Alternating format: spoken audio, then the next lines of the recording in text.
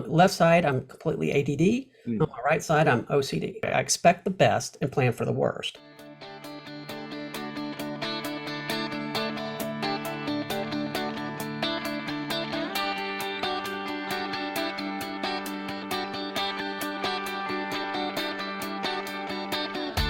Originating from deep inside the Rocky Mountains, transported through the power of the internet, and arriving inside your tiny earbuds.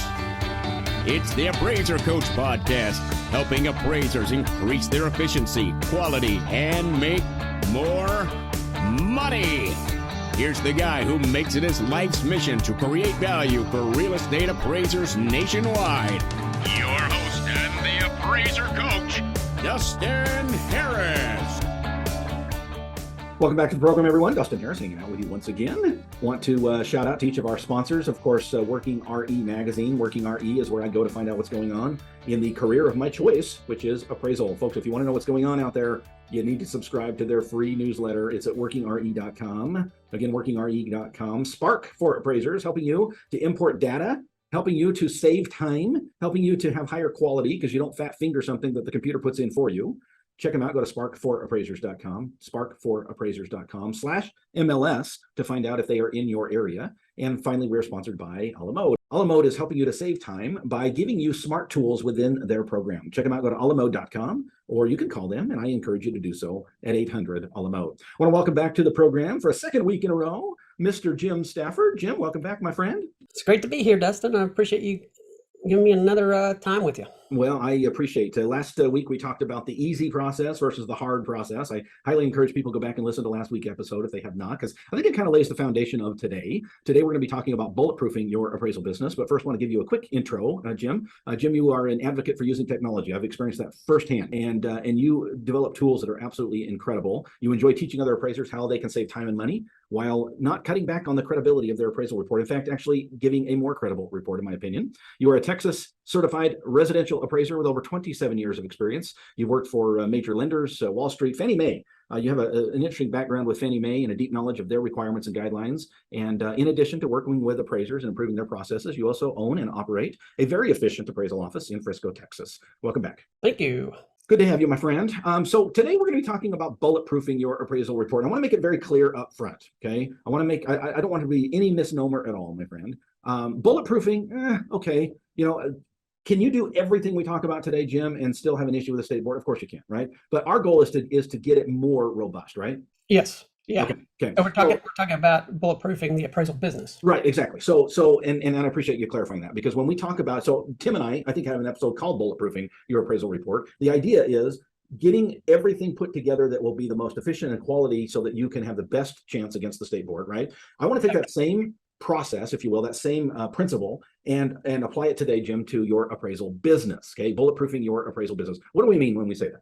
Yeah, just like a bulletproof appraisal, you can't write a perfect appraisal. I mean, you just can't. So you can't have this perfectly bulletproof business. But what you can do is put in policies and procedures and backups and stuff to help alleviate any issues that may arise. Very good. Yeah, exactly. No, I appreciate that. So let's dive into it, my friend. We're going to talk about several principles today that will help to bulletproof, meaning they're not going to be, perfect, but we're going to get as close as we can to bulletproofing our appraisal business. Let's talk about those principles, Jim. What's your first one? Cross-training. Okay. What does that mean? That means, let's look at my business. My business consists of myself. I have a flight controller / office manager. She runs the office for me, so I don't have to think about those things. She makes sure the cases are moving through their different phases, and people are getting called and things are getting scheduled. She does all that. Okay. Now, my second person is I have a person that QCs everything. She QCs all the processes, the reports at different stages of the assignment. And then after I do my final checkoff, she sends the reports out. Okay. I have a local trainee, and then I have a trainee that's actually located in a different city. Okay. So cross-training means everybody knows how to do everybody else's job. But you have to realize when you cross-train people, just like your seats in the bus analogy, this one person that you had as your office manager may not be the greatest QC person in the world, but they can do it Right. when that need arises. And Right. same thing, maybe my QC person isn't the best person to do, manage the office, but she can step in when the need arises. Just last night, Jim, I had a message from one of my colleagues reached out to me and said, "Hey, Dustin, what do you do when Shawnee's gone?" Shawnee is my office manager. And I said, "That's a great question." I said, "I rely upon Giselle." And he goes, "Okay, well, tell me about Giselle." And I told him that Giselle is my virtual assistant who's been with me 5+ years. She's absolutely amazing. She doesn't do the office management thing all the time, so she's not 100%. She's not Shawnee, but I would say she's 80%, right? And she's 100% in what she does, and that's the point. Giselle works in a certain realm. She supervises my other VAs, and she is 100% in that role, right? But when she needs to fill in for Shawnee, she maybe works at an 80%. But trust me, Jim, working at 80% is better than 0%, which is what I would have without having the cross training. Exactly. And I just went through this.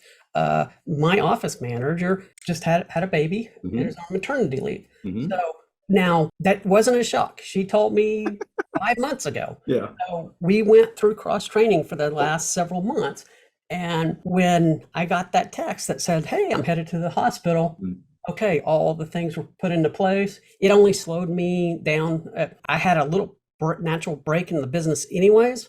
So I took about 2-3 hours the first day and just made sure everything was running smooth.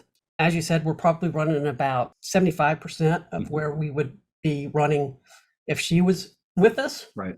But really hasn't affected too much. Just my office manager is so quick and so good with certain aspects of what she does. I've come to realize that it would be very hard to replace her. Yeah, for sure. Yeah, no, you have a good one when when they're gone. It's like, oh, wow, okay, I didn't realize. All right. So step number 1 in the bulletproofing your appraisal business is cross-train. Step number 2. Backup. And we can talk about data backups. Let's talk about data backup. Okay. What happens if your computer just blows up one day? What happens if all your data, let's say you're using Total, because that's that's what most people use, or let's say if your desktop just smoke starts coming out of it and it just kind of blows up on you, right? It just fries on you. What do?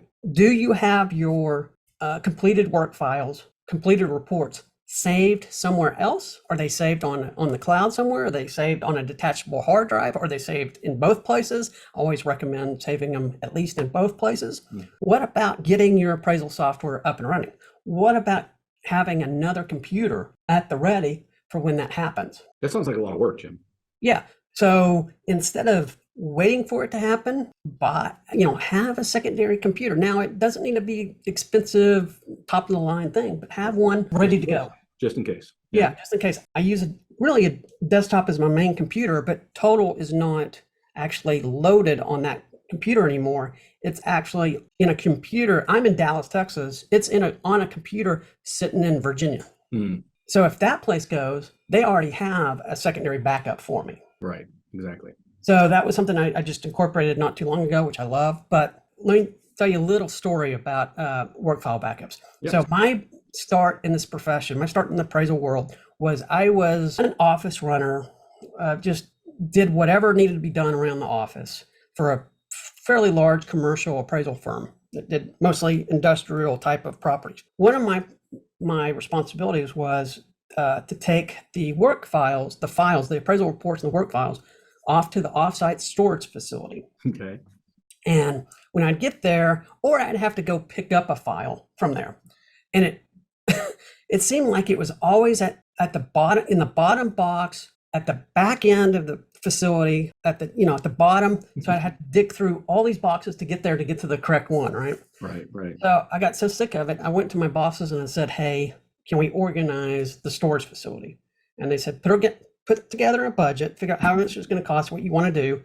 And so I did. And I said, we need to have a better system, a new filing system. So I came up with that. We bought shelves and I got it all perfect where you could just walk in there and you could grab the box that you needed and to leave. You didn't have to be there 30 minutes trying to find it. And one of the big bosses happened to visit it for whatever reason. And he was so impressed that he wanted me to organize his own storage facility. Okay. And which happened to be in the same place. As I'm doing this, I get done and I said, wouldn't it be just a shame if this place goes up in fire? And that bugged me. And I went back to my boss and I said, what happens if this place goes up in fire? Oh, it will never happen. I said, just what happens? And they said, well, if it did, we would basically be out of business because we keep all this stuff there. And I said, okay, what about if we have a secondary backup of all of our paper files? Because this was back in the late 80s. This was, way before. Probably seems like way overkill, right? Yeah. And that's crazy. That's stupid. And he got to thinking about it. He came back to me and said, okay, come up with another budget. So over the summer one year, I copied, 5 years of appraisal reports to make a copy of them to put in the secondary storage facility. Well, once I graduated college, I actually went to work for them as an appraiser. And I got a call one day, said, you're not going to believe what happened. I was like, what? The whole storage facility caught fire. Lost everything. And I'm like going, wait a minute, did both of them? And it's like, no, you don't understand. You saved this whole company by doing this, by getting the secondary backup for us. That is now this company's totally digital. They don't really have any work. Anytime they bring paper in, it gets scanned instantly. Yep. So, but they still have they still back up their data in 3 different places. Yeah, for sure. Because they learned that lesson that they would have lost all their clients' trust and something that they thought would never happen actually happened. And folks, it can't. We're talking with Mr. Jim Stafford. He, of course, is efficiency man extraordinaire. When we get back from the sponsors, Jim, I want to talk a little bit more about work files, workflow as well, and just kind of talk about some efficiency things. Of course, I want to pause here and remind you that we are sponsored by 3 great companies. Of course, Alamode being one of them. Alamode is the software that I've been using for over 20 years, almost 30 years, folks. I've been using the software, and there's a reason. By the way, I've used other software. I once ran a company that did customer service for appraisers across the country. And one of the things we did was to get into their software and utilize it for appraisal report writing. And I personally did that. And it's great software. I'm not going to say anything bad about any other software out there, but I do know firsthand that there is a superior software out there. It's called Alamode. Check them out. Go to alamode.com or 800-ALAMODE. Of course, we're sponsored by a great company called Spark. Spark, of course, will allow you to import data that you choose. There's a misnomer out there, folks. There's a misconception that Spark is going to choose the data for you and that you're trusting in a black box. That is not true. You have complete control over everything that Spark does, but it will allow you to do it faster and with more efficiency. Check them out. Go to spark4appraisers.com. That's Spark, F-O-R, appraisers.com. Finally, we are sponsored by Working RE Magazine. That's where I go frequently, folks. A couple times a week, I get an email from them. And I know that sounds overwhelming, Dustin. I already get too many emails. Trust me, folks, you're going to want these emails. In fact, go to their website, workingre.com, sign up for their free, it's F-R-E-E newsletter. And you know what? If something pops into your inbox, just delete it, archive it, don't look at it, doesn't matter. But guaranteed, you're going to get great information throughout the year that you're going to want to know because, well, it's your profession. Workingre.com is where you go, workingre.com.